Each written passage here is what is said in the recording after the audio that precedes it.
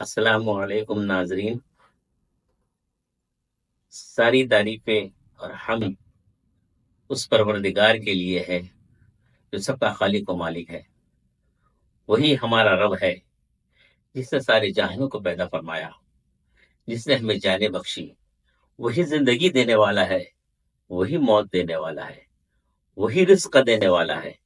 ساری تعریفیں بے شک ویسی ہی ہے جیسی اس نے خود اپنے قرآن پاک میں بیان فرمائی ہے، اور بے شک اس کی ساری تعریفیں ویسی ہی ہے جیسی جناب محمد رسول اللہ صلی اللہ تعالی علیہ وسلم بیان فرمائی ہے۔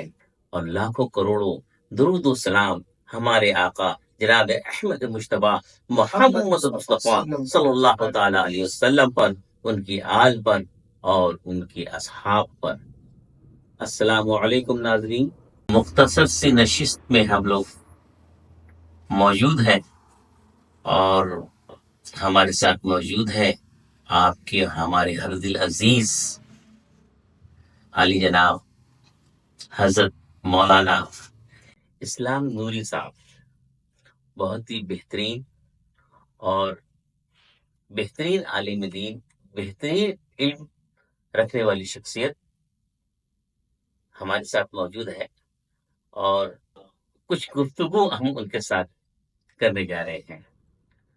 تو یہ جو گفتگو ہے، انشاءاللہ یہ گفتگو حضرت صاحب کرنے میں میرے اور آپ کے علم میں اور دینی معلومات میں انشاءاللہ ضرور کچھ نہ کچھ اضافہ ضرور ہوگا۔ تو میں حضرت کی خدمت میں سلام پیش کرتا ہوں۔ السلام علیکم۔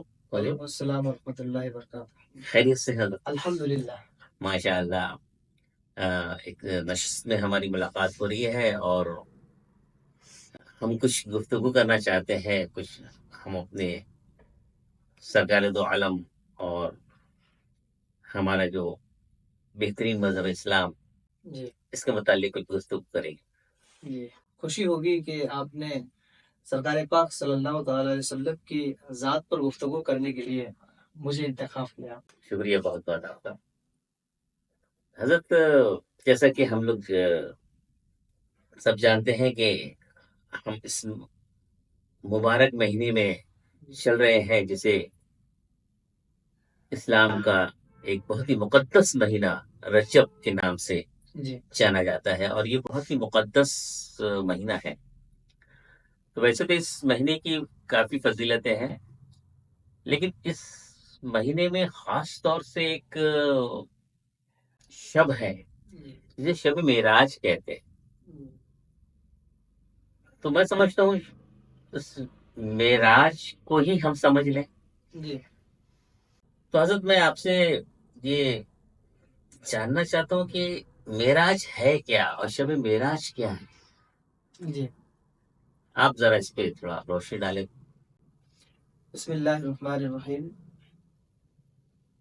قال اللہ تبارک و تعالی فی القرآن المجید، سبحان الذی اسری بعبدہ لیلا من المسجد الحرام الی المسجد الاقصی۔ پاک ہے وہ ذات جو لے گیا اپنے محبوب کو راتوں رات مسجد حرام سے لے کر کے مسجد اقصی تک۔ سبحان اللہ، سبحان آپ نے پوچھا کہ یہ معراج کسے کہتے ہیں، شب معراج کیا ہے؟ سبحان اللہ، سبحان اس چیز کو معراج کہتے ہیں۔ سبحان اللہ، سبحان اور شب معراج یہ معراج کی رات ہے۔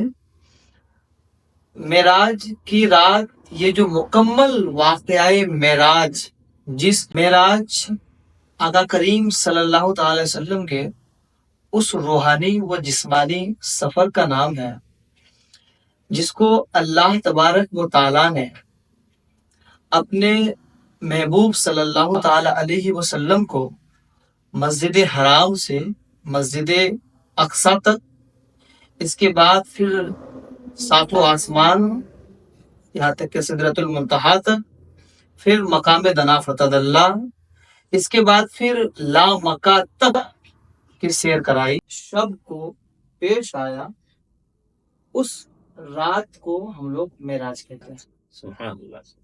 جو اور اس کی اگر آپ کو پوری تفصیل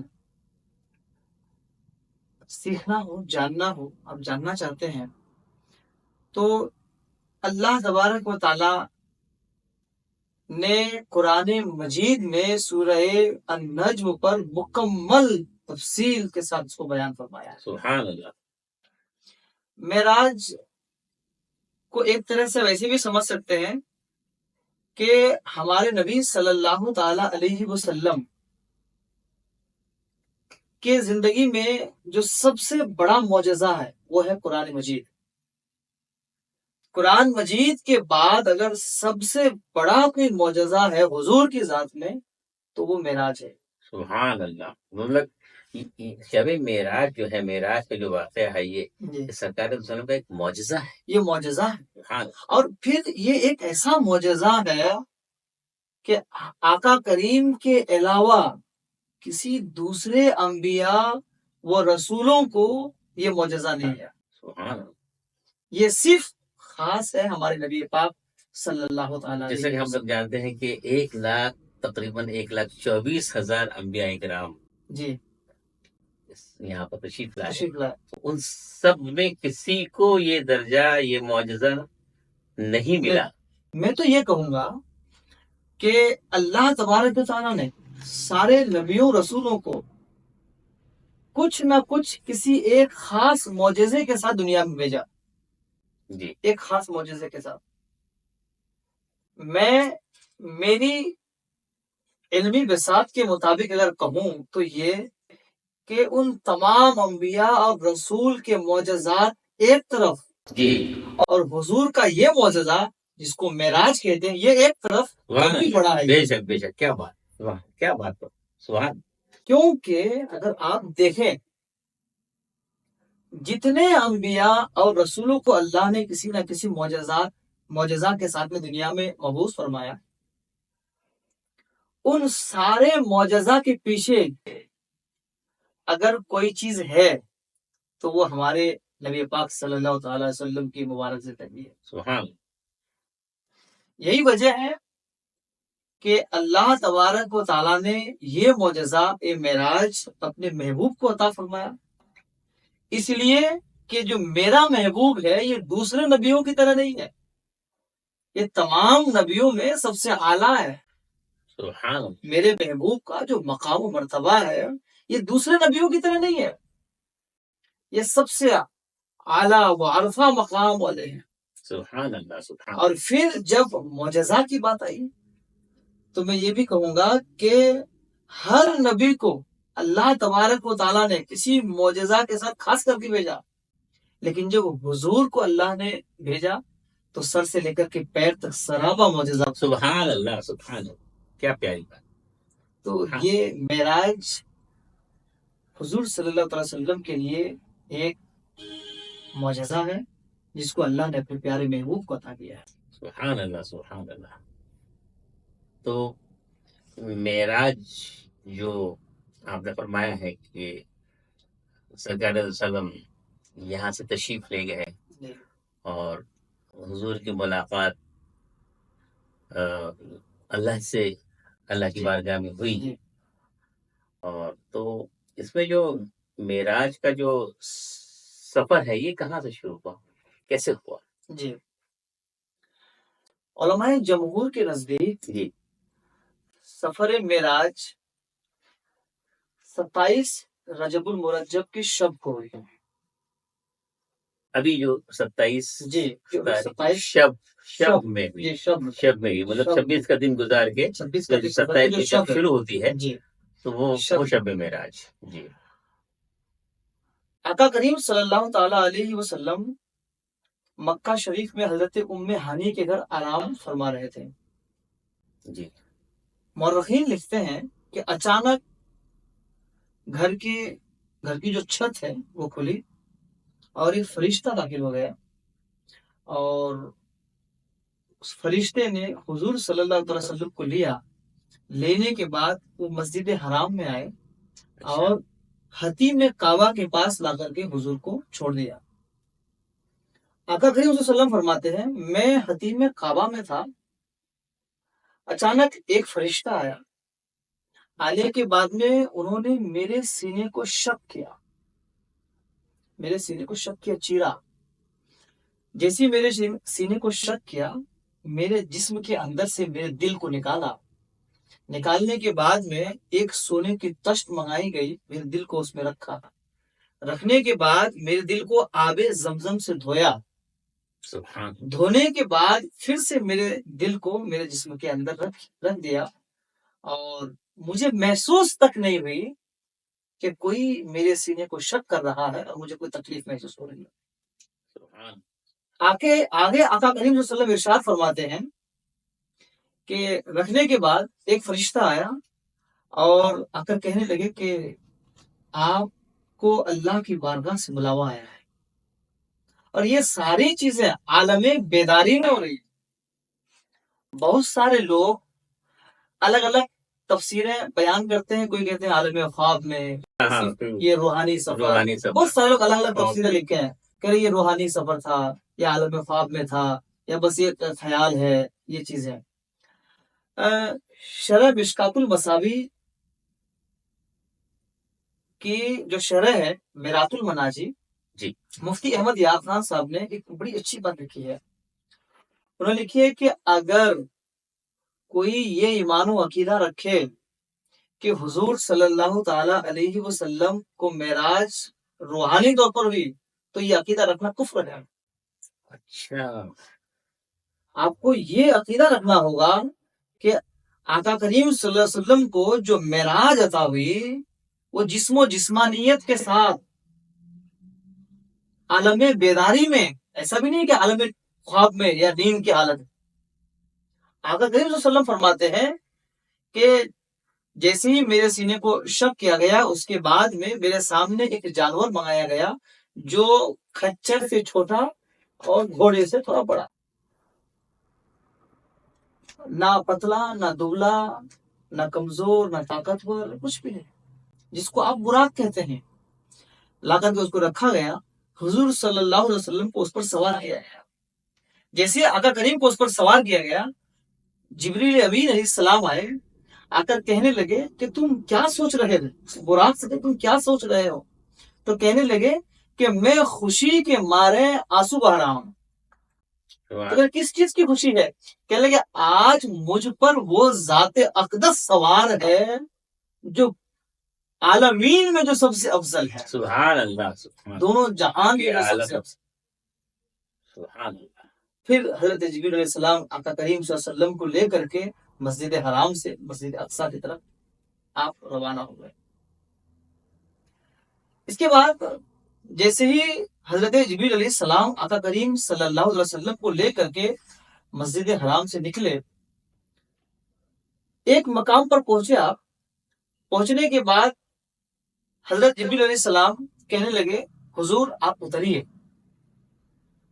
اور پھر جیسے ہی آقا اترے کہنے لگے آپ یہاں 2 رکعت نماز ادا کر لیں۔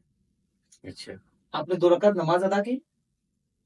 جیسے آپ نے 2 رکعت نماز ادا کر لی تو حضرت جبریل علیہ السلام کہنے لگے حضور کیا آپ اس جگہ کو پہچانتے ہیں؟ کیا آپ اس جگہ کو پہچانتے ہیں؟ میرے آقا نے کہا نہیں۔ جبریل علیہ السلام کہنے لگے یہ مدینہ منورہ ہے، جس کے بعد اسی جگہ آپ کی ہجرت ہوئی ہے۔ یہ بشارت پہلی جگہ ہے۔ پھر وہاں سے نکلے آگے، پھر کچھ دیر جب چلے، پھر جبریل علیہ السلام ایک جگہ حضور سے کہنے لگے حضور اب اتریے۔ حضور صلی اللہ علیہ وسلم پھر اترے، کہنے لگے یہاں پہ بھی آپ 2 رکعت نماز ادا کریں۔ حضور پاک صلی اللہ علیہ وسلم نماز ادا کی۔ حضرت جبریل علیہ السلام کہنے لگے حضور کیا آپ اس جگہ کو پہچانتے ہیں؟ کہنے لگے نہیں۔ کہنے لگے یہ طور سینا ہے، یہ وہ جگہ ہے جہاں اللہ تبارک و تعالیٰ نے حضرت موسیٰ علیہ السلام سے ہم کلام کا شرف حاصل کیا تھا۔ سبحان، یہ طور سینا ہے۔ اس کے بعد جب حضور صلی اللہ علیہ وسلم پھر تھوڑی دور آگے چلے، حضرت جبریل علیہ السلام کہنے لگے حضور آپ پھر اتریے۔ جب وہاں آپ پھر اترے تو اترنے کے بعد کہنے لگے حضور یہاں پر بھی آپ 2 رکعت نماز ادا کریں۔ جی، حضور صلی اللہ علیہ وسلم پھر وہاں 2 رکعت نماز ادا کی۔ پھر جبریل علیہ السلام کہنے لگے حضور کیا آپ اس جگہ کو پہچانتے ہیں؟ آقا کریم صلی اللہ علیہ وسلم نے ارشاد فرمایا نہیں.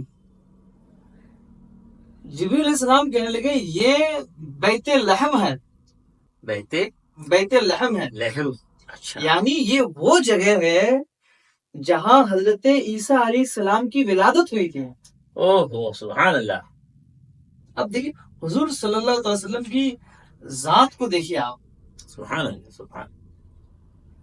پھر آگے آقا کریم صلی اللہ علیہ وسلم کو جب لے کر کے آگے کی طرف جب روانہ ہوئے مورخین لکھتے ہیں، اور اب جو میں آپ کو یہ تاریخ بتا رہا ہوں اس کو مدارج النبوت میں اور بخاری شریف جلد دوم میں ٹھیک ہے.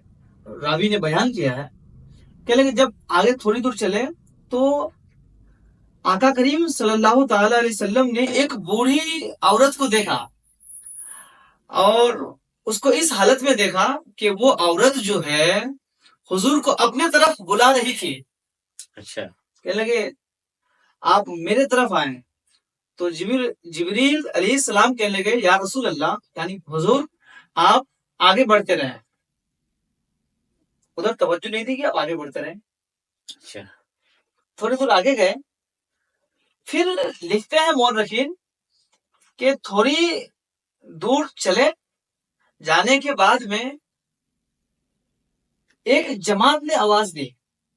ایک جماعت نے آواز دی اور کہا کہ اے محمد صلی اللہ علیہ وسلم سنیے میرے طرف آئیے. جبریل علیہ السلام کہنے لگے حضور میں آگے بڑھیے.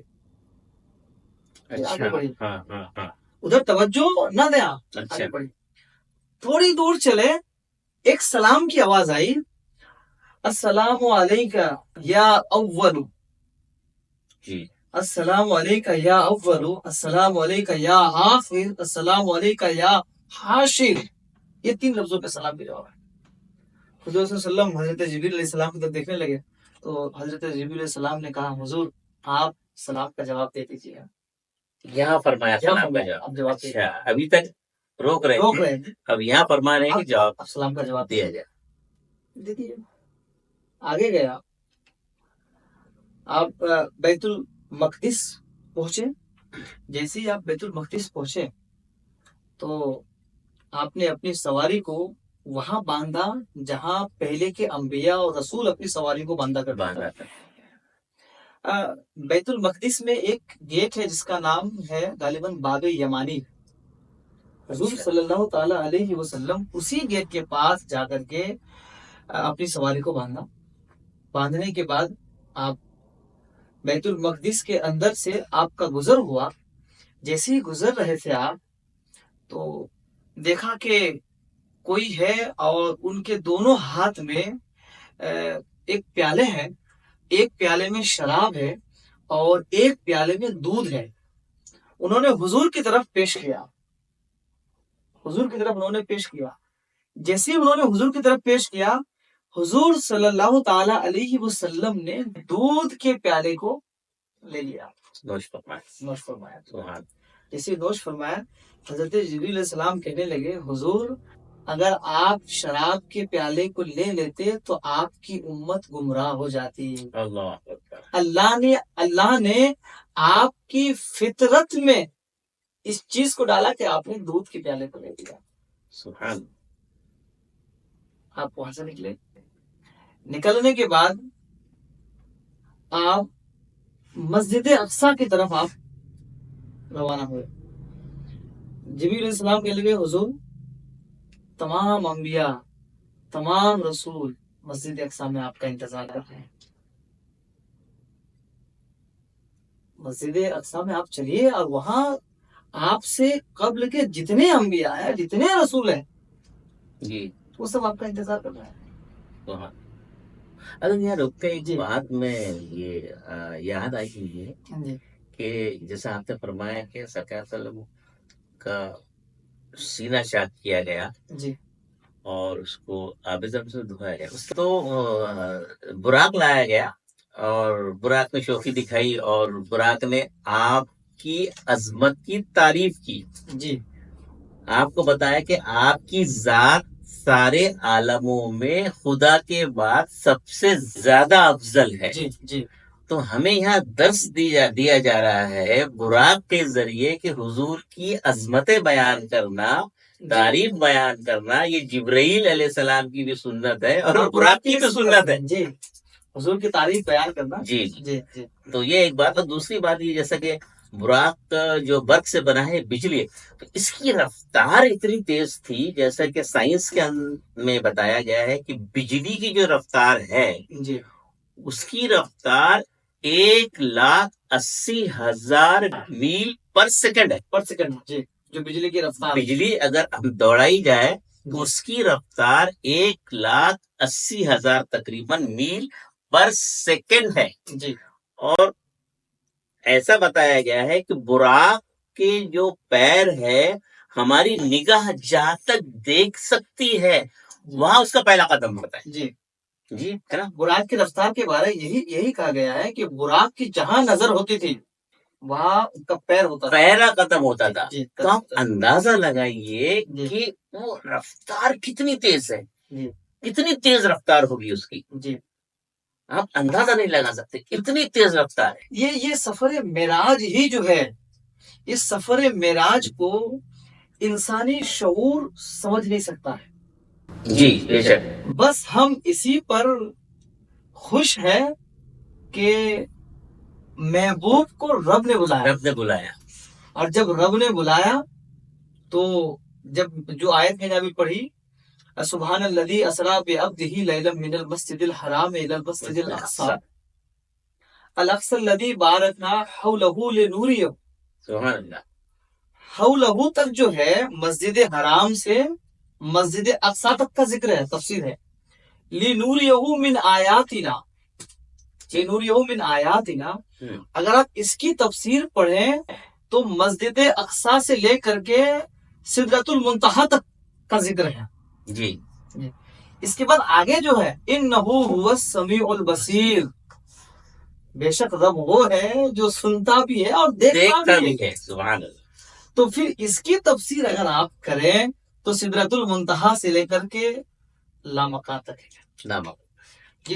جو رب دیکھتا ہے، جو رب سنتا ہے، تو وہ کہیں سے بھی دیکھ سکتا ہے، کہیں بھی سن سکتا ہے. دیکھنے سے مجھے بات یاد آئی حضرت، تو جو براق کی جو اسپیڈ ہے 1 سیکنڈ میں 1,80,000. اندازہ لگائی.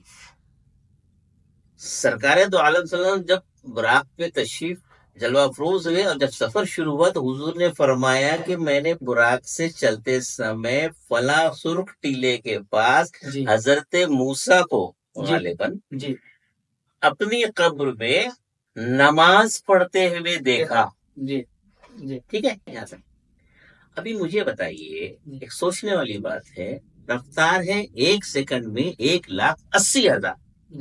ہم کسی ٹرین میں بیٹھے ہیں، ٹرین کی اسپیڈ ہے 80 کلومیٹر پر آور. پلیٹ فارم سے گزر رہی ہے ٹرین، پلیٹ فارم پہ آدمی کھڑے ہیں اور 80 کلومیٹر اسپیڈ سے زوین سے ایک دم جب ٹرین، تو آپ سے اگر پوچھا جائے کہ حضرت ماں سیدہ صاحب کھڑے ہوئے تھے، آپ نے کیا دیکھا؟ کیا ممکن ہے آپ ان کو پہچان سکتے ہیں یا دیکھ سکتے ہیں اتنی اسپیڈ کے اندر؟ جی ممکن ہی نہیں ہے. آپ بورڈ نہیں پڑھ پاتے ہیں کہ کون سا اسٹیشن ہے. اب اندازہ لگائیے سرکار صلی اللہ علیہ وسلم کی نظر کا. میں موازنہ کرنا چاہ رہا ہوں کہ براق کی اسپیڈ 1,80,000 میل پر سیکنڈ، تو حضور کی دیکھنے کی اسپیڈ کتنی ہوگی کہ اتنی اسپیڈ کے اندر انہوں نے حضرت موسیٰ کو دیکھا بھی، پہچانا بھی، اور یہ بھی انہوں نے اندازہ لگا لیا، معلوم کر لیا کہ وہ حالت نماز میں ہے. جی کسی کو نماز کی حالت میں پہچاننا، عام آدمی تو کھڑا بھی ہو سکتا، وہ تو کھڑے تھے، بیٹھے تھے، لیکن حضور نے فرمایا کہ وہ نماز پڑھ رہے تھے. تو اتنا زیادہ کیا آپ اندازہ لگائیے. اس اسپیڈ کو اگر آپ جاننا چاہیں تو الم نشرح لک صدرک، جو یہ آیت ہے، جی اگر اس آیت کی تفسیر پڑھی جائے تو اس چیز کا بخوبی اندازہ ہوتا ہے. مفسرین لکھتے ہیں کہ حضور صلی اللہ تعالی علیہ وسلم کے سینے کو شق اس لیے بھی کیا گیا کہ جب حضور صلی اللہ علیہ وسلم کے سینے کو شق کیا گیا، اس کے بعد دل کو آب زمزم سے دھو کر کے رکھا گیا، تو گویا کہ رب تبارک و تعالیٰ اپنے محبوب سے یہ کہہ رہا تھا، میرے محبوب یہ کرنے کا میرا مقصد یہ ہے کہ میں نے آپ کی نگاہوں سے دنیا کے تمام حجابات کو ہٹا دیے. سبحان اللہ. اب جب محبوب کی نظر میں دنیا کے کوئی حجاب ہے ہی نہیں، تو پھر آقا کے لیے یہ کوئی بعید نہیں ہے کہ حضرت موسیٰ کہاں نماز پڑھ رہے تھے، حضور کہاں سے دیکھی. سبحان اللہ. ہمارا ایمان و عقیدہ ہے کہ اگر حضور نے دیکھا ہے تو یہ حق ہے، یہ سچ ہے. کیا اللہ تبارک تعالیٰ نے کیا طاقت و قوت کیسے عطا فرمائی ہے سرکار دو علیہ وسلم کو، کیا ان کا عظمت اور مقام ہے. مجھے یاد آئی تھی بات، اس لیے میں نے بیچ میں وہ دہرا دیا. اور یہ بات بھی دیکھیے کہ یعنی معراج کے واقعے میں قدم قدم پر غور و خوض اور بڑی عجیب باتیں ہیں جو غور کرنے کے لائق ہے. اب ایک جگہ تو حضور نے فرمایا کہ میں نے موسیٰ کو قبر میں نماز پڑھتے ہوئے دیکھا اور حضور بیت المقدس پہنچے. بیت المقدس پہنچے، وہاں نماز پڑھائی. اب جو حضرت موسیٰ علیہ السلام تھے اپنے قبر میں نماز پڑھ رہے تھے، وہ بھی وہاں تشریف لے آئے. تو حضرت اللہ نے اپنے نبیوں کو بھی یہ طاقت اور قوت عطا فرمائی ہے. مسجد اقصی میں موجود تھے، ابھی یہاں موجود تھے، ہے نا.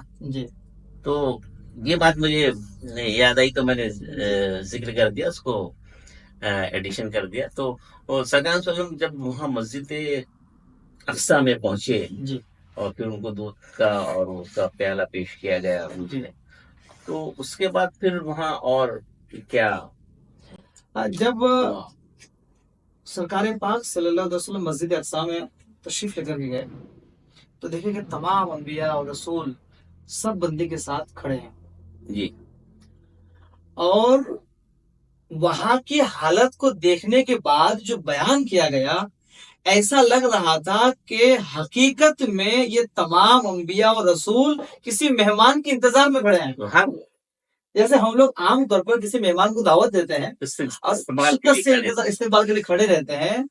مورخین لکھتے ہیں کہ مسجد اقصی میں انبیاء اور رسولوں کی حالت ایسی تھی کہ وہ کسی کے انتظار میں کھڑے تھے. جیسے حضور صلی اللہ علیہ وسلم کو جبریل امین لے کر کے مسجد اقصی میں داخل ہوئے تو تمام انبیاء اور رسول سب بندی کے ساتھ کھڑے ہو گئے، ہاتھ پکڑ کر آگے لے کے گئے. حضور صلی اللہ علیہ وسلم نے وہاں 2 رکعت نماز پڑھائی. اب یہاں میں ایک بات آپ سے اور کہنا چاہوں گا، دوسرے جو نبی ہے وہ امام الانبیاء نہیں ہے. وہ امام الانبیاء نہیں ہے، امام الرسول نہیں ہے، لیکن ہمارے آقا کریم صلی اللہ علیہ وسلم یہ امام الانبیاء ہیں. وجہ یہ تھی کہ سفر معراج میں جب حضور صلی اللہ علیہ وسلم مسجد اقصی پہنچے اور 2 رکعت نماز پڑھائی آپ نے، تو اس وقت پیچھے جو مقتدی کی شکل و صورت میں تھے وہ دنیا کے تمام انبیاء اور رسول موجود تھے. سبحان اللہ. حضور صلی اللہ علیہ وسلم نے تمام انبیاء اور رسول کی امامت فرمایا. اور پھر جب آپ نے امامت کی، اس لیے امام الانبیاء ہو گئے، تمام انبیاء کی امامت. اس کے بعد آپ دیکھیں، جیسے حضرت میں نے سنا ہے کہ پڑھا ہے میں نے اور علماء سے سنا ہے کہ وہاں ایک جلسہ بھی منعقد ہوا تھا. وہ ایک جلسہ، ہاں آج کی زبان میں اگر آپ کہیں تو جلسہ، عام زبان میں اگر آپ کہیں سمجھ میں آئے. وہاں ایک جلسہ منعقد ہوا اور جب جلسہ شروع ہوا، بس اسی زبان کے جملے استعمال کر رہا ہوں میں، تو سب سے پہلے جو ہے حضرت آدم علیہ السلام مسجد اقصی کے ممبر پر کھڑے ہوئے، جیسے آج کل بیان کرنے کے لیے کھڑے ہوتے ہیں، خطبہ دینے کے لیے کھڑے ہو گئے. حضرت آدم علیہ السلام کھڑے ہو کر کے خطبہ دینے لگے، تمام تعریفیں اس رب کے لیے ہے جنہوں نے مجھے اپنا خلیفہ بنایا. ان کا خطبہ ہو گیا. حضرت ابراہیم علیہ السلام کھڑے ہو گئے، کہ تمام تعریفیں اس رب کے لیے ہیں جنہوں نے مجھے نار نمرود سے بچایا.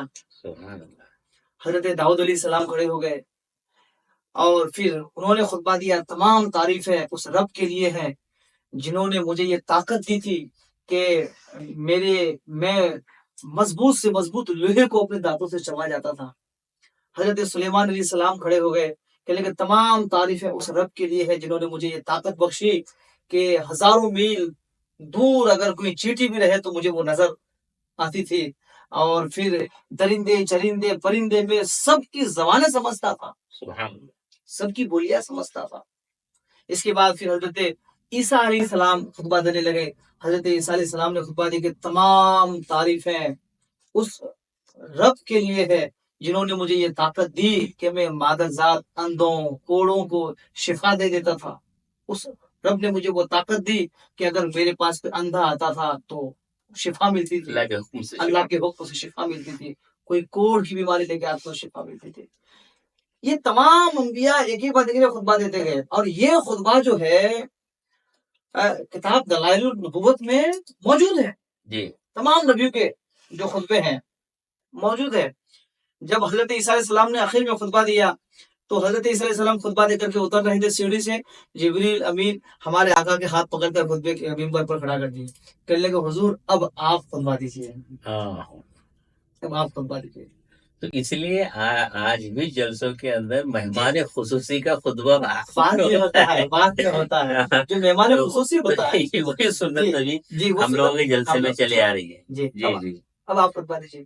جی جب حضور پاک صلی اللہ علیہ وسلم ممبر شریف پر جلوہ افروز ہوئے تو پھر یہ تو جان کائنات ہے، جی جب کھڑے ہو گئے آپ تو تمام انبیاء نے جو خطبہ دی اپنے کسی ایک خصوصیت کو بیان کیا اور رب کی تعریف کی بیٹھ گئے۔ جی نبی کا جب خطبہ ہوا تو آقا کریم صلی اللہ علیہ وسلم نے ارشاد فرمایا تمام تعریفیں اس رب کے لیے ہے جنہوں نے مجھے دونوں جہان کے لیے رحمت بنا کر سبحان اللہ سبحان اللہ سبحان اللہ، دونوں جہان کے لیے رحمت بنا کر بھیجا۔ گویا کہ اب معلوم ہوا، پتا چلا کہ آقا کریم صلی اللہ علیہ وسلم کے اس خطبے سے اس چیز کی وضاحت ہو گئی کہ اللہ نے جو حضرت آدم کو خلیفہ بنایا اس خلیفہ بنانے میں بھی نور محمدی کا نور شامل تھا۔ بے شک، سبحان اللہ سبحان اللہ، بہت پیاری بات۔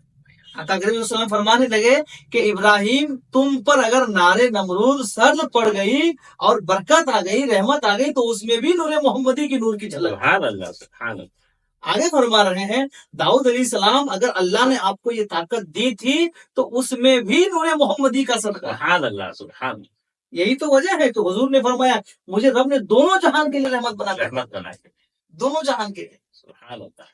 ایک چیز کو خاص نہیں کیا۔ معصومیت کے تمام انبیاء نے ایک چیز بیان کیا، اللہ کی تمام تعریفیں اس رب کے لیے جنہوں نے یہ کیا مجھے، جنہوں نے مجھے یہ کیا۔ ایک جب ہمارے آقا کی باری آئی انہوں نے کسی ایک چیز کو خاص نہیں بلکہ کہا اس رب کے لیے تمام تعریفیں جنہوں نے مجھے دونوں جہان کے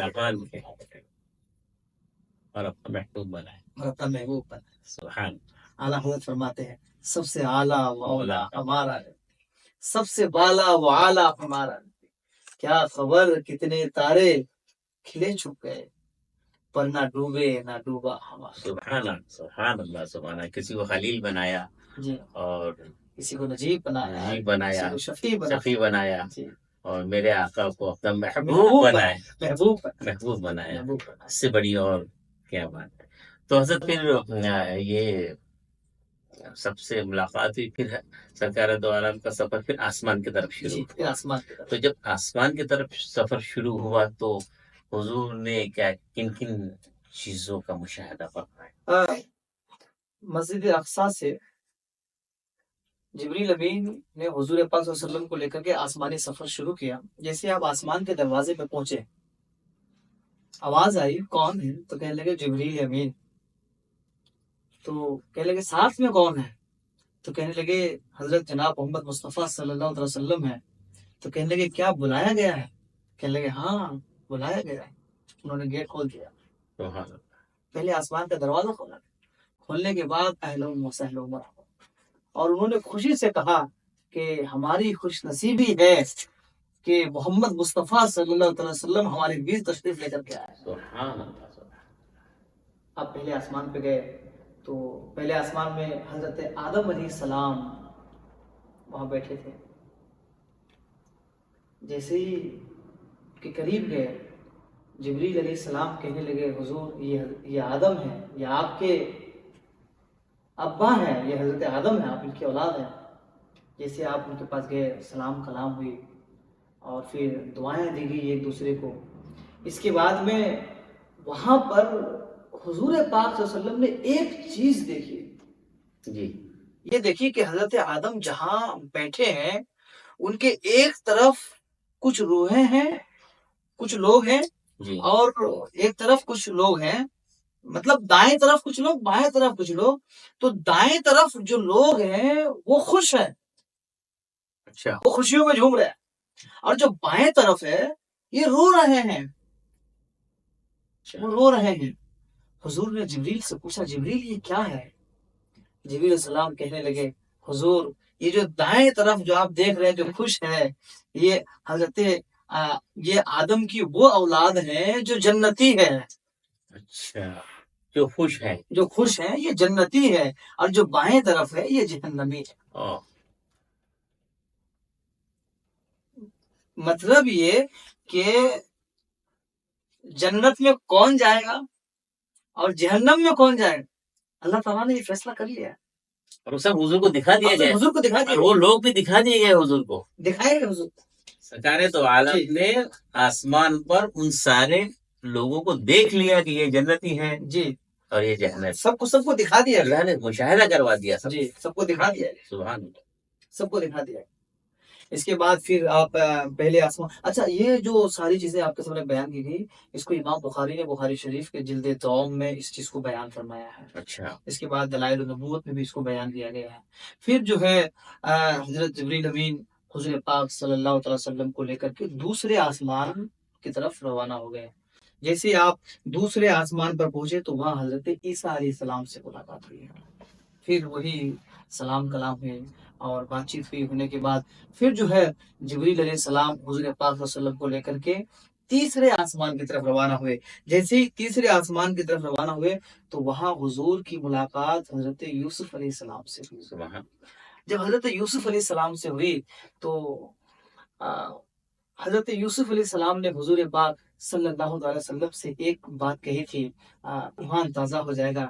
کہنے لگے یا رسول اللہ یا حبیب اللہ مجھے جو اللہ نے سب سے خوبصورت بنایا ہے یہ آپ کی خوبصورتی کا صدقہ ہے. سبحان اللہ سبحان اللہ سبحان اللہ. یہ آپ کی خوبصورتی کا صدقہ. سبحان اللہ سبحان اللہ. مطلب یہ کہ حضرت یوسف بھی نبی کی خوبصورتی کا صدقہ لے رہے ہیں. سبحان اللہ. یہی تو وجہ ہے کہ میدان محشر میں کسی کی شفاعت نہیں سنی جائے گی سوائے آقا کریم صلی اللہ علیہ وسلم. سب اپنے اپنے امت کو لے کر پریشان ہوں گے، سب یہی نہ کہیں گے کہ اس کے لیے میں نہیں ہوں. تو اللہ تبارک و تعالیٰ نے آقا کریم کو وہ مقام عطا کیا. سبحان اللہ. پھر جو ہے تیسرے آسمان سے آپ چوتھے آسمان کی طرف. غالباً جب آسمان پہ جاتے تھے تو دربان دروازہ کھولنے سے پہلے یہ پوچھتا تھا کہ کون. ہر آسمان پہ ہر آسمان اور ہر آسمان پوچھتا تھا کہ میں جبرائیل. جی. پھر اس کے بعد فرشتہ یہ پوچھتا تھا کہ تمہارے ساتھ کون. جی تو فرماتے تھے کہ محمد صلی اللہ تعالی علیہ وسلم. جی. تو اس کا مطلب یہ ہوا کہ آپ دیکھیے کہ کوئی ایک یہ پورا سیٹ کیا ہوا پروگرام تھا. جی جی پورا کیا ہوا. جیسا کہ آج ہم کوئی پروگرام سیٹ کرتے ہیں تو ہم دیکھتے ہیں کہ دیکھیں کوئی ہمارے گیسٹ آئیں گے موجود تو ایک پروٹوکال بنایا جاتا ہے کہ آپ یہاں کھڑے رہیں گے، آپ یہ پوچھیں گے، پھر اس طرح سے ان کا استقبال کریں گے، پھر ان کو آگے بڑھائیں گے. تو اس طرح سے اللہ تعالیٰ نے ایک پروٹوکال تیار کیا. اور فرشتوں کو یہ بتا دیا گیا تھا پہلے کہ اگر محمد عربی آئے تو آنے والے ہیں. تو انہوں نے پروٹوکال کے طور پر یہ پوچھا کہ کون جبرائیل. تو انہوں نے جبرائیل اچھا تم آنا چاہتے ہو، یہ نہیں پوچھا بلکہ یہ پوچھا کون. کہا جبرائیل. تو کہا تمہارے ساتھ کون. جی جی تمہارے ساتھ میں کون. تمہارے ساتھ کون. اس کا مطلب یہ ہوا کہ فرشتوں کو یہ بتا دیا گیا تھا جی کہ ایک ذات آنے والی ہے جس کا آپ کو استقبال کرنا ہے. اور پھر یہ ظاہر سی بات ہے نا جب آقا کریم کو اللہ نے معراج پر بلا ہی لیا جی تو پھر پوری دنیا کو خبر ہو گئی ہوگی. بے شک بے شک. یہی تو وجہ ہے کہ پہلے آسمان سے جو ابھی آپ نے بڑی یہ پیاری بات کہی کہ فرشتہ جیسے ہی حضور کا نام سنتے تھے گیٹ کھول دیتا. گیٹ کھول دیتے.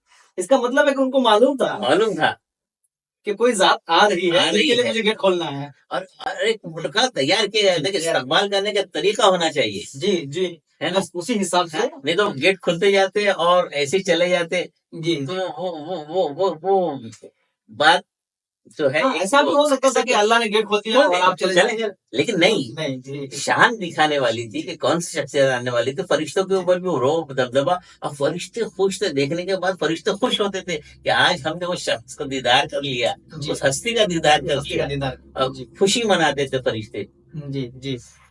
اس کے بعد پھر آپ جب پانچویں آسمان کی طرف گئے تو وہاں حضرت ہارون علیہ السلام سے ملاقات ہوئی، حضرت ادریس علیہ السلام سے جی ملاقات ہوئی. پھر وہاں پہ بھی یہی ساری باتیں ہوئی. اس کے بعد آپ چھٹے آسمان کی طرف، جب آپ چھٹے آسمان پر گئے تو وہاں پر آپ کی ملاقات حضرت موسیٰ علیہ السلام سے ہوئی. چھٹے آسمان. چھٹے آسمان اچھا. آپ کی ملاقات حضرت موسیٰ علیہ السلام سے. جب سلام کلام ہو گیا تو پھر حضور آگے جانے لگے جبریل امین کے ساتھ میں. تو حضرت موسیٰ عرض کرنے لگے کہ آپ آج وہاں جا رہے ہیں جس چیز کو میں نے دیکھنے کے لیے بارہا تمنا کی تھی. حضرت موسیٰ کی زندگی کو اگر آپ پڑھیں تو بار بار حضرت موسیٰ نے رب کی بارگاہ میں التجا کی تھی، پروردگار میں آپ کو دیکھنا چاہتا ہوں، لیکن رب نے کہا لن ترانی، موسیٰ تو مجھے نہیں دیکھ سکتے، مجھے نہیں دیکھ سکتے. جب سے کہا. اچھا یہاں ٹھہر کر ایک بات اور بتا دوں میں، حضرت موسیٰ کہہ رہے ہیں کہ میں آپ کو دیکھنا چاہتا ہوں، رب فرما رہا لن ترانی، مجھے تم نہیں دیکھ سکتے. اور یہاں حضور نے کبھی دل میں تمنا ہی نہیں کیا، حضور اپنی بارگاہ میں بلا رہے حضور کو. آرام سے بستر پہ سو رہے تھے، تب جگایا گیا اور کہا کہ آپ کو بلایا جا رہا ہے. بلایا جا رہا ہے. ایک نبی جو تمنا کر رہے ہیں، التجا کر رہے ہیں، اور رب فرما رہا ہے لن ترانی، مجھے تم دیکھ نہیں سکتے. اور ادھر محبوب کا عالم یہ کہ آرام کر رہے ہیں اور خدا اپنی بارگاہ میں بلا رہا ہے. اچھا اس میں حضرت یہ بھی آیا ہے کہ حضور کو یہ شب معراج سیر کرائی گئی ہے. جی سیر کرائی گئی. سیر کے معنی کیا ہوتے ہیں؟ جی ہم صبح اٹھتے ہیں جی اور اٹھنے کے بعد سیر پہ جاتے ہیں. جی کیا مطلب ہوا اس کا؟ کہ اپنے آپ کو ہلکا کرنے کے لیے، اچھا محسوس کرنے کے لیے، ذہن کو ہلکا کرنے کے لیے، اچھی حاصل کرنے کے لیے. یہ بڑی اچھی بات ہے آپ نے، ایک تاریخ کا ایک جملہ آپ نے یاد کیا، اپنے آپ کو ہلکا کرنے کے لیے، سکون محسوس کرنے کے لیے سیر کرائی جاتی. آقا کریم صلی اللہ تعالی وسلم کو جب معراج ہوئی تو یہ عام الحزن کے بعد. صحیح فرمایا. اس کے بعد غم کا سال جس کو کہا جاتا ہے حضور کی زندگی میں، جس کو غم کا سال کہا جاتا ہے، عام الحزن. اس کے بعد میں پھر دوسرا ایک سفر طائف کے بعد. جی جا کے ساتھ آقا بہت زخمی ہو گئے، بہت زیادہ لوگوں نے پریشان ہو گئے تھے، جہاں پر حضور کو لوگوں نے خون سے لہو لہان کر دیا.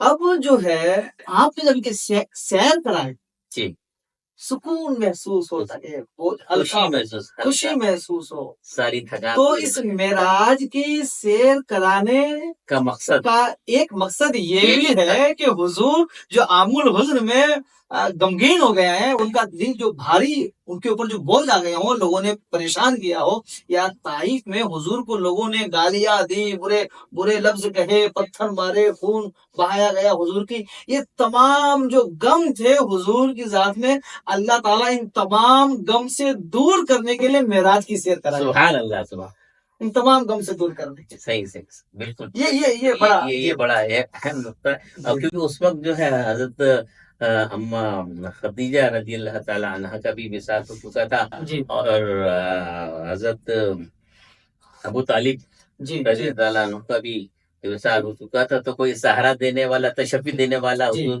کا نہیں تھا. تو پھر رب نے اپنی ذمہ داری لے کے، یہ میں بات کر رہا ہوں، محبوب ہے. اور پھر سفر معراج کے کئی سارے نکات ہیں. یوں سمجھیے آپ کہ معراج کی سیر کرانے سے پہلے قریش مکہ کو بہت فخر تھا اپنے سفر پر. اچھا. لیلاف ریلۃ الشتاء والصیف، اگر آپ اس آیت کی تفسیر پڑھیں تو وہ ہے ایک تفصیل ہے وہ پوری. جی ان کو اپنے سفر پر بہت ناز تھا، بہت فخر تھا. یہ لوگ جو ان کے بزرگ تھے، قریش مکہ کے جو بزرگ تھے، یہ بہت کم سمے میں بہت دور دور تک کا لمبے لمبے سفر کرتے تھے، اور پھر آنے کے بعد جو ہے ذکر کرتے تھے کہ ہم جو ہے 2 ملکوں کو 3 ملکوں کو ہزاروں میل گھوم کر کے آ گئے ہیں. ان کو فخر تھا. حضور کو معراج کی سیر اس لیے بھی کرائی گئی کہ حضور جب معراج سے واپس آ کر کے اپنا سفر بیان کیے تو وہ تمام لوگ جو قریش مکہ کے اپنے دنیاوی سفر پر ناز کر رہے تھے، وہ سب کے منہ میں تالا لگ گیا ہے. اب کوئی اپنا سفر بیان نہیں کر سکتا ہے. اس سے بڑا سفر تو میرے پیش ہی نہیں کر بیگم پائے کے گا. سفر سے زیادہ لمبا سفر کسی کا نہیں. کسی کا نہیں. کسی کا کسی کا نہیں. ایک وجہ یہ بھی تھی. صحیح. پھر حضور صلی اللہ علیہ وسلم کی ملاقات جب حضرت موسیٰ علیہ السلام سے ہوئی تو حضرت موسیٰ علیہ السلام نے حضور سے فرمایا کہ آپ کو مبارک ہو، آپ قرب خداوندی میں جا رہے ہیں، خدا کے قرب میں جا رہے ہیں. اور پھر خدا تبارک و تعالیٰ آپ کو بلا رہا ہے، آپ کو بلا رہا ہے. باتیں ہو گئی. پھر آپ 7ویں آسمان کی طرف گئے. پھر وہاں وہی طریقہ رہا، فرشتے سے یعنی آسمان کے دربان سے ملاقات ہوئی. انہوں نے پھر وہی سوال کیا، جبریل ہے، آپ کے ساتھ کون ہے؟ پھر وہ جواب دینے کے بعد دروازہ کھولا گیا. تو آپ 7ویں آسمان پر گئے تو وہاں آپ کی ملاقات ہوئی حضرت ابراہیم علیہ السلام سے. 7ویں آسمان میں. اچھا. 7ویں آسمان میں آپ کی ملاقات حضرت ابراہیم علیہ السلام سے ہوئے. اس وقت حضرت ابراہیم علیہ السلام جو ہے بیت المعمور میں ٹیک لگائے ہوئے بیٹھے تھے. بیت المعمور میں ٹیک لگا کر بیٹھے تھے حضرت ابراہیم علیہ السلام. حضور صلی اللہ علیہ وسلم نے پھر سلام کلام کی، اور پھر انہوں نے بھی انہی الفاظ کو دہرائے کہ آپ خوش نصیب ہیں اور آپ صالح ہیں، آپ نبیوں میں سب سے افضل و اعلیٰ. اچھا یہاں پہ ٹھہر ایک بات اور کو ہمیں، یہ تمام انبیاء جو ہے مسجد اقصی میں حضور کے پیچھے نماز پڑھ چکے تھے. جی نماز پڑھ چکے تھے. پہلے آسمان میں نبی سے ملاقات ہو رہی ہے، دوسرے میں ہو رہی ہے، تیسرے میں ہو رہی ہے، چوتھے میں، 5ویں میں، 6ویں میں، 7ویں میں. یہاں تک اس بات کا پتہ چلتا ہے کہ 7ویں آسمان تک تو انبیاء ہیں. اگر ہمارے آقا وہیں تک رہ جاتے تو پھر برابر ہو جاتے. لوگ یہ کہتے کہ وہاں تو حضرت ابراہیم بھی تھے، وہاں تو حضرت موسیٰ بھی تھے. اب جو ہے حضور کی شان دیکھیے، جبریل علیہ السلام حضور کو لے کر کے 7ویں آسمان سے سدرۃ المنتہا کی طرف روانہ ہوئے. سبحان اللہ. جیسے آپ سدرۃ المنتہا پہنچے تو پھر سدرۃ المنتہا نے ذکر کیا ابھی، سدرۃ المنتہا پہنچے. سدرۃ المنتہا کیا ہے؟ جی یہ کون سی منزل ہے؟ یا سدرۃ المنتہا جو ہے دلائل النبوہ کی یہ عبارت آپ کے سامنے پڑھ رہا ہوں میں، اور ایک کتاب ہے تاریخ الخمیس، اس کتاب کی بھی یہ روایت ہے. اس میں لکھا ہے سدرۃ المنتہا ایک ایسے نورانی پیڑ کا نام ہے. اچھا درخت ایک ایسے نورانی پیڑ کا نام ہے جس پیڑ کے جو پھل ہے وہ مٹکوں کی طرح بڑے بڑے ہیں. جو پانی کے مٹکے ہوتے ہیں نا، اچھا پانی کے مٹکوں کی طرح اس پیڑ کے پھل بڑے بڑے ہیں، اور اس پیڑ کے جو پتے ہیں وہ ہاتھی کے کان کی طرح ہے. ہاتھی کے کان کی طرح ہے. اور جیسے ہی اس پیڑ کو اللہ تبارک و تعالیٰ کا حکم پہنچتا ہے وہ متغیر ہو جاتا ہے. اچھا اس کا نام سدرۃ المنتہا. یہاں ایک چیز یہ بھی ہے کہ جب جبریل امین کے ساتھ حضور صلی اللہ علیہ وسلم سدرۃ المنتہا پہنچے تو وہاں حضور نے 4 نہریں دیکھی. سدرۃ المنتہا میں نہریں دیکھی. اچھا 2 نہر خفیہ طور پر تھے اور 2 ظاہری طور پر تھی. جی چھپی ہوئی 2 نہر چھپی. حضور نے پوچھا جبریل یہ کیا ہے؟ جبریل علیہ السلام کہنے لگے یا رسول اللہ، یعنی حضور یہ جو چھپی ہوئی نہریں ہیں یہ جنت کی نہریں ہیں.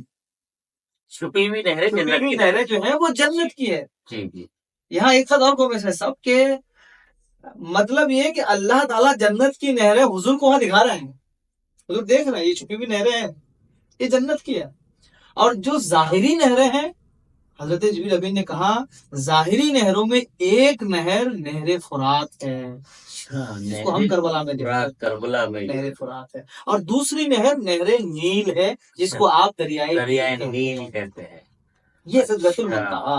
اچھا اچھا اچھا، تو یہ جنت کی نہریں ہیں جی، بہت یہ سدرۃ المنتہا۔ اپنے انفارمیشن معلومات کی، یہ تو ہم کو معلوم ہی نہیں تھا۔ جی، سبحان اللہ۔ تو سدرۃ المنتہا پہ پہنچنے کے بعد پھر حضور کا سفر اور آگے؟ جی، آگے جب سدرۃ المنتہا پر حضرت جبریل علیہ السلام پہنچے تو حضرت جبریل نے کہا یا رسول اللہ اب اس سے آگے میں آپ کے ساتھ نہیں جا سکتا ہوں۔ اچھا، جی، مطلب حضرت جبرائیل علیہ السلام کی سفر کی حد سدرۃ سدرۃ المنتہا تک ہی ہے۔ منتہا تک ہی ہے۔ اچھا، شیخ سعدی نے ایک شعر کہا ہے نا، اگر یک سرے موئے پرتر پرم فروغے تجلی بسوز پرم۔ سبحان اللہ۔ مطلب حضرت جبریل علیہ السلام یہ کہہ رہے ہیں یا رسول اللہ اگر یہاں سے ایک قدم بھی میں آگے بڑھا تو میرے پر جل کر کے راک ہو جائیں گے، اس سے آگے میں نہیں جا۔ ایک قدم بھی آگے، اس سے یہ پتہ چلتا ہے حضور کی شان اتنا بلند ہے۔ اب آپ جائیے، اب آپ آگے جائیے، حضور صلی اللہ علیہ وسلم آگے کا سفر شروع کیے۔ اس کو آپ یوں کہے کہ آگے حضور صلی اللہ علیہ وسلم اور اللہ کی ذات۔ سبحان، حجابات کا دور شروع ہوا، اور پھر مورخین لکھتے ہیں کہ آپ نے کم و بیش 70,000 حجابات کا سفر کیے۔ اللہ اکبر، اور سدرۃ المنتہا کے بعد، جنت المنتہا کے بعد 70,000 حجابات کے سفر طے کیے۔ اور پھر اس میں یہ کہا گیا ہے کہ ایک حجاب سے دوسرے حجاب کے بیچ کا جو ڈسٹینس تھا، فاصلہ تھا، آج کے دور کا اگر تیز رفتار ایک گھوڑا دوڑایا جائے تو 500 سال کے بعد وہ ایک حجاب سے دوسرے حجاب میں پہنچے۔ اللہ اکبر، اس کے بیچ کی جو طوالت تھی، جو فاصلہ تھا ایک حجاب سے دوسرے حجاب، اور ایسے آقا کریم نے 70,000 حجابات کا سفر۔ اچھا، اس کے بعد پھر جب 70,000 حجابات کے سفر طے کر کے آگے گئے، اس کے بعد پھر 70,000 حجابات نوری حجابات آئے۔ پھر حضور وہاں کا سفر کیے۔ جب حضور آگے پہنچے تنا فتد اللہ، ایسی جگہ پہنچ گئے جس کو ہم اگر اپنے زبان سے کہے تو یہ کہ وہ جگہ لا مکان ہے۔ اس جگہ کو کسی مکان کے ساتھ ہم تعبیر نہیں کر سکتے ہیں، کیونکہ ہمارا جو رب ہے وہ مکان سے پاک ہے۔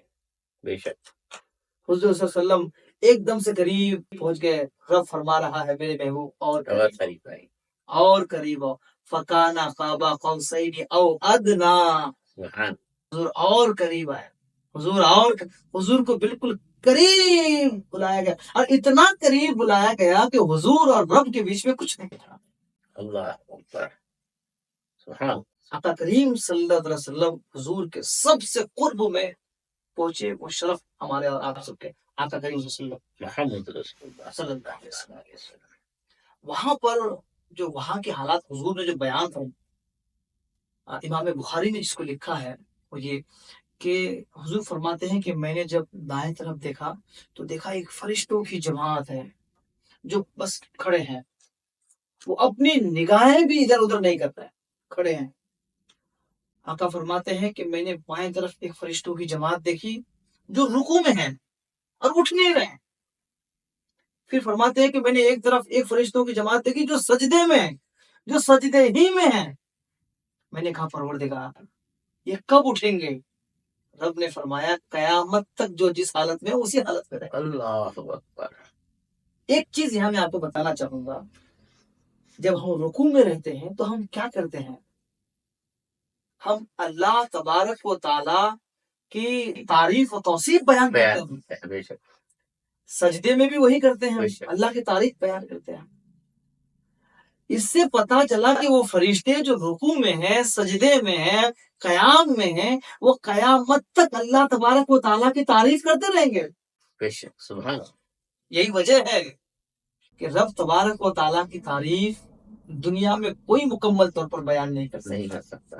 قل هو اللہ احد، بے شک بے شک اللہ ایک ہے، اللہ الصمد، وہ بے نیاز ہے، دینی ہے سبحان اللہ بے شک لم یلد ولم یولد، نہ اس کا کوئی باپ ہے نہ وہ کسی کا بیٹا ہے۔ سبحان اللہ سبحان بے شک بے شک ایک دم سے حضور پاک صلی اللہ علیہ وسلم اللہ تبارک و تعالیٰ کے قرب میں پہنچے، اور پھر اس سے آگے جو ہوا، علماء فرماتے ہیں، مفسرین فرماتے ہیں کہ اس کے آگے انسانی شعور کے حساب سے انسان کو سوچنا بھی نہیں چاہیے، پھر کہاں گئے، پھر کہاں گئے، پھر کیا ہوا، اور عقل کا استعمال کرنا بھی نہیں چاہیے، بس یہ جاننا چاہیے کہ وہ رب ہے اور یہ رب کے محبوب ہے، محبوب ہے بس بس اور کچھ بھی۔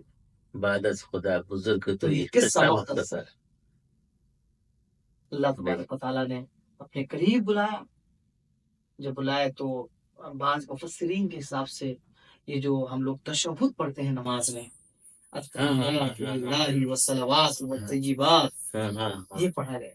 اچھا اچھا خدا کریم صلی اللہ علیہ وسلم نے یہ پڑھا، التحیات للہ والصلوات والطیبات، یعنی خدا کی تعریف بیان۔ تو یہ جو ہم نماز جی میں پڑھتے ہیں اتحیات، جی تو یہ اتحیات جو ہے وہاں حضور نے فرمایا جی اور اللہ تبارک تعالیٰ نے بھی اس کا وہاں جواب دیا۔ جی آگے جیسے حضور نے جی پڑھا التحیات للہ والصلوات والطیبات، تو اللہ کی طرف سے آواز آیا السلام علیکہ ایھا النبی ورحمۃ اللہ وبرکاتہ۔ اچھا یہ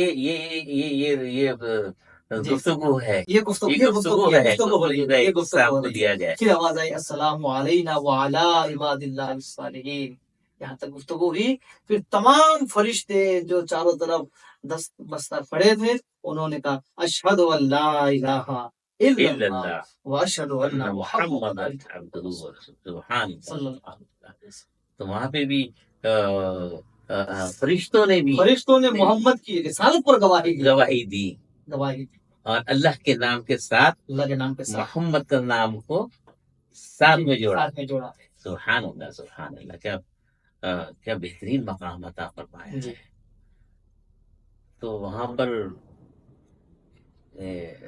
اپنی ماتھے کی آنکھوں سے حضور نے دیکھ، اور شاید آپ اس کی میں شاید آپ صحیح تفصیل بتائیں گے کہ شاید قرآن میں بھی اس کا ذکر ہے کہ وہ آنکھ نے بغیر پلک جھپکائے دیکھا جی اور بغیر نیچی کیے ہوئے جی دیدار کیا، بند نہیں کی آنکھیں بند نہیں۔ ہاں، اور اس پہ پھر ذرا آپ روشنی ڈالیں۔ ہاں جب حضور صلی اللہ علیہ وسلم اللہ تبارک و تعالیٰ کے قرب میں پہنچے، جی تو ایسا بھی نہیں ہے کہ ما زاغا ما زاغ البصر وما طغى، ہاں ما زاغ البصر وما طغى جو ہے، حضور صلی اللہ علیہ وسلم بس اپنے ماتھے کی آنکھوں سے اللہ تبارک و تعالیٰ کی انوار و تجلیات کو دیکھتے رہے، سبحان اللہ۔ بس انہوں نے آنکھوں کو نہ بند کیا، نہ ایسا ہے کہ وہ روحانی حالت میں تھے، ایسا بھی نہیں ہے، بلکہ جسم و جسمانیت کے ساتھ حضور صلی اللہ علیہ وسلم خدا کی بارگاہ میں بیٹھے تھے۔ یہی تو وجہ ہے، ہم جب حضور کی شان بیان کرتے ہیں تو اب آپ دیکھیں، جب حضرت موسیٰ نے اللہ تبارک و تعالیٰ سے التجا کیا پروردگار میں آپ کو دیکھنا چاہتا ہوں، تو کافی التجا کے بعد رب نے کہا موسیٰ کوہ طور پر آ جاؤ، کوہ طور پہ آ جاؤ، کوہ طور پہ آ جاؤ۔ کوہ طور پر حضرت موسیٰ علیہ السلام گئے، جانے کے بعد جب کوہ طور پر کھڑے ہو گئے تو رب نے فرمایا موسیٰ سامنے جو پہاڑ ہے اس کے اوپر نظر دوڑاؤ، میں اپنے انوار و تجلیات کے ایک نور کی جھلک رکھ رہا ہوں، بس میں خود نہیں آتا، ایک جھلک جھلک ڈال رہا ہوں۔ جیسے ہی ایک جھلک وہاں ڈالی گئی، حضرت موسیٰ علیہ السلام فرماتے ہیں چمک روشنائی اتنی تیز تھی کہ میں نے جیسے ہی دیکھا میں بے ہوش ہو کر کے زمین پر گر گیا، میں برداشت نہیں کر پایا۔ ایک جھلک موسیٰ دیکھ رہے ہیں، برداشت نہیں کر پا رہے ہیں۔ مقام مصطفیٰ یہ ہے کہ خدا کے قریب بیٹھ کر آنکھیں کھول کر دیکھنا ہے۔ سبحان اللہ سبحان اللہ۔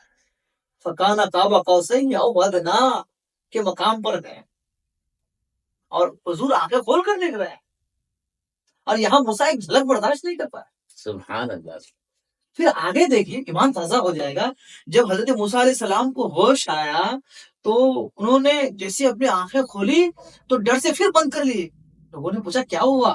کہنے لگے کہ ایسے لگ رہا ہے مجھے کہ اب میرے آنکھوں کی روشنی اتنی تیز ہو گئی ہے کہ 70,000 میل کے فاصلے پر کسی پہاڑی کے اوپر ایک رائی کا دانہ رکھا ہوا ہو تو میں یہاں سے اس کو ڈائریکٹ دیکھ سکتا ہوں. اللہ اکبر سبحان حضرت موسیٰ کہہ رہے ہیں میں ڈائریکٹ دیکھ سکتا ہوں. اچھا یہ کیوں؟ اس لیے کہ انوار و تجلیات کی جھلک انہوں نے دیکھ لیا تھا. جب حضرت موسیٰ کی نگاہ کا یہ عالم ہے، مقام مصطفیٰ کی نگاہوں کا عالم کیا کیا ہوگا ہوگا جنہوں نے خدا کو قریب سے بیٹھ کر کے قریب سے دیکھا، دیکھا اپنے ماتھے کی آنکھوں سے دیکھا قریب سے بیٹھ کر کے سبحان دیکھا. اللہ سبحان اللہ سبحان اللہ اور وہ ایک جھلک حضرت حسن رضا نے کیا وہ شعر اسی شاید مناسبت سے بولا ہوگا کہ ایک جھلک دیکھنے کی تاب نہیں عالم میں جی جی جی ایک جھلک دیکھنے دیکھنے کی کی تاب تاب نہیں نہیں عالم میں وہ اگر جلوہ کرے جی کون تماشائی جی ہے نا کون تماشائی لیکن یہ جو ہے مقام یہ مقام محمدی ہے. جی حضرت وہاں پہ جب میرے سے حضور سے ملاقات ہوئی تو اس کے بعد وہاں پہ نماز کا تحفہ بھی ملا. جی جی جی اور پہ نماز کا تحفہ ملا. 50 وقت کی نمازیں دی گئی. اچھا حضور پاک صلی اللہ علیہ وسلم 50 وقت کی نمازیں لے کر کے جب واپس آ رہے تھے تو پھر حضرت موسیٰ علیہ السلام سے ملاقات ہوئی. حضرت موسیٰ نے کہا کہ حضور آپ کو تحفے میں کیا ملا؟ کہنے کہ میری امت کے لیے 50 وقت کی نمازیں اللہ نے دی ہے. حضرت موسیٰ نے کہا کہ حضور آپ یہ کم کرائیے، آپ کی امت یہ نہیں کر پائے گی کیونکہ میری امت پر 2 ہی وقت کی نماز پڑھی تھی، وہ نہیں کر پا رہے تھے.